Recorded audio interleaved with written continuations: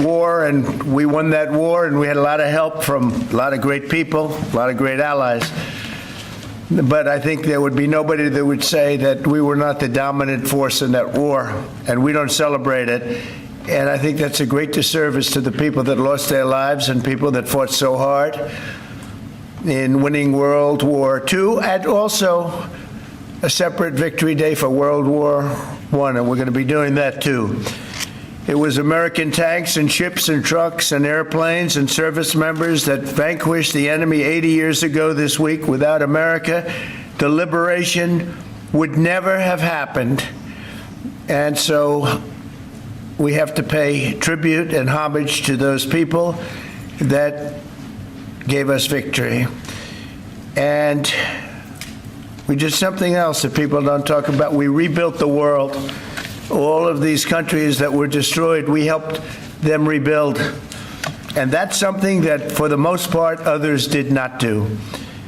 So with this proclamation, we are hereby honoring the incredible sacrifice and heroism of millions of Americans who served in World War II, along with the unprecedented mobilization home front that helped deliver this great triumph. All Americans should take pride in what these incredible patriots have achieved. So I just want to say happy Victory Day to all. So we are celebrating every year now. I can guarantee for 4 years, but I think after that we're going to have 2 Victory Days, World War I and World War II. This is World War II Victory Day. In the future, we're going to have a major celebration of each day. We're not going to have days off because we don't have enough days in the year. We have too many celebrations already. But we're going to have Victory Day and for World War I, World War II. And without us, those wars would not have been won. I think we can say that, would not have been won. And I think it's time that the United States starts taking credit for their achievements. And I really believe it's a shame. You know, I was watching for the last week, and I noticed France, I noticed other countries all getting ready for Victory Day. And I said, that's sort of strange, because David just added something. He said, we also rebuilt the world. And I didn't have that, and I should have that. That was a big factor. But I noticed all of the countries, Russia, having a big day tomorrow. And by the way, they lost millions of people. And they were absolutely a major factor. But there was no major factor like us. We won the war, and we won it with the help of others. But everybody was celebrating but the United States of America. And I said, you know, I think it's time that we start celebrating victory. And that's what we're doing. So now for the reason that we're here, but I asked David, would it be appropriate if I did that? He said, absolutely. That's a big thing that we're doing on your swearing in, very big thing. But now for the real reason, and a reason that I'm very proud of because he's been my friend for a long time. We're swearing in our next ambassador to the People's Republic of China. What timing, David, what timing? Only you could have picked this timing. It's your fault. I picked him a long time ago, but it just happened to come due on a pretty important date. But our friend David Purdue, Senator David Purdue, joining David this afternoon are his incredible wife Bonnie, who's been at his side for a long time, their sons David and Blake, their daughter-in-law Danielle and daughter-in-law Charlotte, and their grandsons David, Hudson, and Jack. That's a beautiful family. Congratulations. I didn't think you had it in you, David. That's really something. That's pretty amazing. Look at that. Our new ambassador brings to this position a lifetime of experience at the highest levels of business and politics, and he is at the highest level. Over 4 decades in business, he rose to lead several major American corporations, including as the president and CEO of the footwear giant Reebok, where he did very well and did a great job, and later CEO of Dollar General. Likewise, he did a great job. David also lived and worked in Singapore and Hong Kong for several years, developing a wealth of experience negotiating and doing tremendous business deals for lots of different leaders that he worked with. Following his tremendous business success as an executive, David stepped forward to serve America in government, and as we all know, in 2014 he was elected United States Senate in Georgia, and he was very popular, very respected from day one. He served on the Senate Foreign Relations Committee and was a tremendous partner to our administration during my first term. I dealt with him a lot, and he solved a lot of problems. Now I'm entrusting David to help manage one of America's most complex and consequential foreign relationships, and I know he'll do a fantastic job. As our lead diplomat in Beijing, David will work to promote American interests and stability in the Indo-Pacific, help stop the flood of Chinese fentanyl across our borders, which we have to do. We lost, I believe, 300,000 people last year. Seek fairness and reciprocity for the American worker, ensure the safety of our citizens overseas, and promote peace in the region and in the world. And I'm confident that he will do an exceptional job. He's an exceptional man, and make our country very proud and make our country very safe, too. So, David, I want to congratulate you. This is as big as it gets, and the timing is unbelievable, but it's time that we have somebody like this. This is a very, very extraordinary man, and you're going to do a fantastic job. And say hello to President Xi when you're over there, please, okay? Thank you very much. Marco, would you do the service? Thank you. Why don't we come? You'll stand there and put your left hand and raise your right. Raise your right hand. All right. I state your name. David Purdue, Do solemnly swear do solemnly swear that I will support and defend that I will support and defend the Constitution of the United States the Constitution of the United States against all enemies, against all enemies, foreign and domestic, foreign and domestic, that I will bear true faith that I will bear true faith and allegiance and allegiance to the same, that I take this obligation freely I take this obligation freely without any mental reservation without any mental reservation or purpose of evasion, or purpose of evasion, and that I will well and that I will well and faithfully discharge and faithfully discharge the duties of the office the duties of the office on which I am about to enter. on which I'm about to enter. So help me God. So help me God. Congratulations.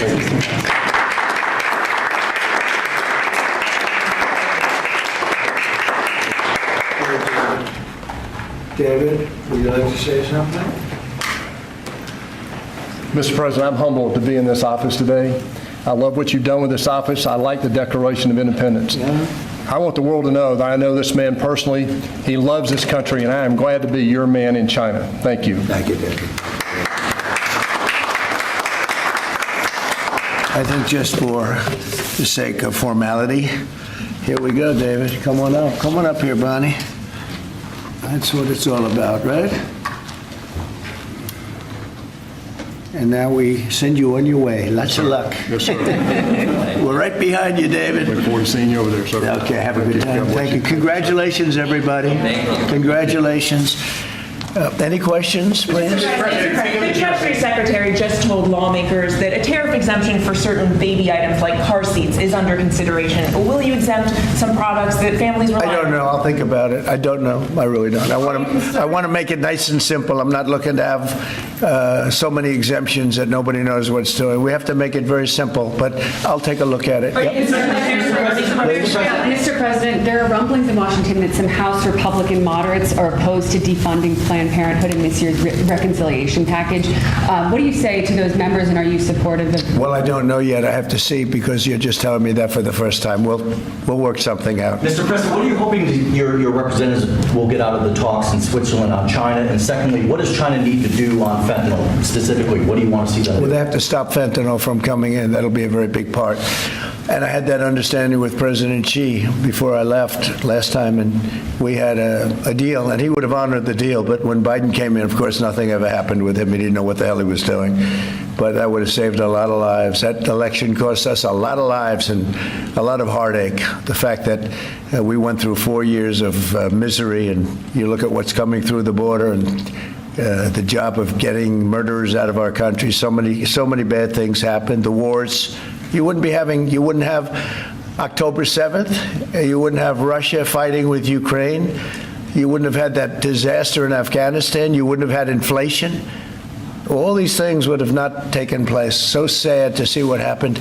Any other questions? Are your administration sending migrants to Libya? I don't know. You'll have to ask Homeland Security, please. Would you support sending migrants to Libya? Would you support sending migrants to that Libya? Russia was asking for too much to end the war. Given that, do you still have confidence that... When did he say that? Earlier this morning. Well, it's possible that he's right. He may know some things that, because I've been dealing with this and some other things, but we are getting to a point where some decisions are going to have to be made. I'm not happy about it. I'm not happy about it. Okay. Just to follow up, sir, on the talks in Switzerland, what do you expect? What do you hope to come out of it? We'll see. I mean, look, it's we were losing $1 trillion a year. Now we're not losing anything. You know, that's the way I look at it. We were losing with China on trade $1 trillion a year, more actually, 1.1. But let's say $1 trillion. You know what we're losing now? Nothing. That's not bad. Are you Are you planning a new ceasefire and hostage deal proposal for Israel and Hamas before you head over to the region next week? Where? In Gaza. In Gaza. Well, we're going to see what's happening. There's a lot of talk going on about Gaza right now. You know that, right? So you'll be knowing probably in the next 24 hours. Are you taking diplomatic actions between the war in India and Pakistan? What's your position? Oh, it's so terrible. My position is I get along with both. I know both very well, and I want to see them work it out. I want to see them stop. And hopefully they can stop now. They've gone tit for tat, so hopefully they can stop now. But I know both. We get along with both countries very well. Good relationships with both, and I want to see it stop. And if I can do anything to help, I will be there. Mr. President, China By the way, unrelated, but I guess it's all related when you look at the world nowadays. Rwanda and the Congo, we've made a lot of progress in getting that disaster stopped. We've had a very talented person over there, and we've made a lot of progress with Rwanda and Congo fighting a very violent war, by the way. China says in order to have substantive negotiations, you have to bring down your 145% tariffs. Are you open to pulling back your tariffs in order to get China to the negotiating table? No. Mr. President, Senator Tillis has come out against Ed Martin as U.S. Attorney. Do you have any response to that? Well, it's disappointing because, you know, I know Eddie's very talented. Crime is down in Washington, D.C. Street crime, violent crime by 25%. And it's people have seen, they've noticed a big difference. So I didn't know that. But if anybody voted against him, I feel very badly about it, only in the sense that in this short period of time that he's been there, crime is down 25% in Washington, D.C. But that's really up to the senators. If they feel that way, they have to vote the way they vote. They have to follow their heart, and they have to follow their mind. Mr. President, when is that referring to the Persian Gulf as the Arabian Gulf? Are you going to make that announcement on your They're going to ask me about that when I get there, and I'll have to make a decision. So you haven't made a decision yet? I don't want to hurt anybody's feelings. I don't know if feelings are going to be hurt. Why have a case right over here? It's called Gulf of America. And I guess a lot of people get ideas from us. But the Gulf of America was something I thought should have been named a long time ago. I'm going to be given a briefing on that. It was just done. And I'll make a decision. Is it the U.S. position that Iran can have an enrichment program as long as it doesn't reach a weapons? We haven't made that decision yet. We will, but we haven't made that decision yet. China said the U.S. initiated the trade talks this weekend and that its position hasn't changed. Are you still confident you can reach a deal with China? They said we initiated? Well, I think they ought to go back and study their files. Okay, I do think that. Go ahead. What do you? Are you planning to ease chip export restrictions to some of these Gulf countries, and then also make announcements regarding? We might be doing that, yeah. And their nuclear programs, civilian nuclear programs. And it'll be announced soon.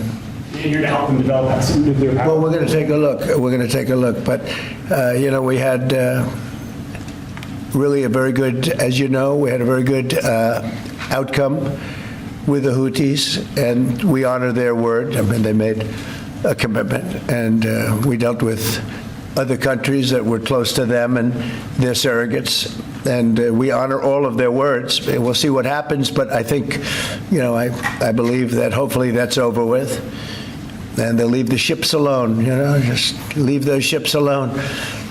But so we do. We take their word for it. It was, we hit them very hard. They had a great capacity to withstand punishment. They took tremendous punishment. And, you could say there's a lot of bravery there. It was amazing what they took. But we honor their commitment and their word. They gave us their word that they wouldn't be shooting ships anymore, and we honor that. I want to thank you all for being here. I want to congratulate David Purdue and his family. He's going to be really an incredible ambassador to China. I have no doubt about it. And we're going to work together very closely. Thank you all very much. Thank you. Thank you, David. Right out, everybody. Thank you. Thanks, everybody. Here we go.